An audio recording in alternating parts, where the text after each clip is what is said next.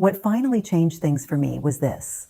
One morning I looked in the mirror, saw that same tired face again, and for the first time I stopped asking, how do I fix this fast? I asked something else. What if my face is not the whole problem?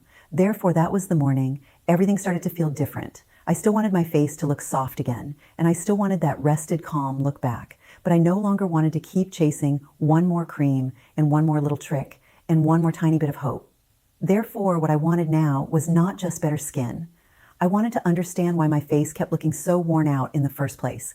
Because I had tried the face stuff, and some of it helped a little, but not enough to bring back what I really missed. Some mornings my eyes still looked puffy, my cheeks still looked flat, that heavy look around my mouth still came back, and the worst part was not even how it looked. It was how it felt.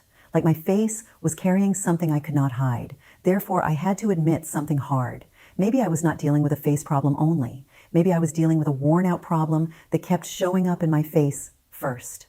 That thought hit me hard, because if my face was only skin, and if skincare was enough, but I was still seeing that same sad look come back again and again, therefore maybe I had been blaming the wrong thing this whole time. And weirdly, that hurt and helped at the same time. It hurt because I saw how long I had been fighting the mirror, but it helped because for the first time I stopped feeling broken. Then so much started making sense. Poor sleep, too much stress, that worn out look that came and went but never fully left.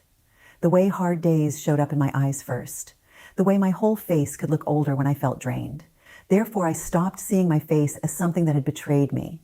I started seeing it as a clue, a quiet signal, a sign that something deeper needed care. And that gave me something I had not felt in a while, relief. Because if my face was a clue and not the enemy, but I had been treating it like the enemy, therefore maybe I was not losing myself after all. Maybe I was not too late. Maybe I just needed a different kind of help. And that thought felt so much lighter than standing in front of the mirror, feeling sad and confused all over again. In my next video, I'm going to show you the shift some women make once they stop blaming their face and start helping what may be draining that soft, rested look underneath. So follow me now if you want to see that part, because if you miss it, you may keep fighting the mirror instead of understanding what it may be trying to tell you.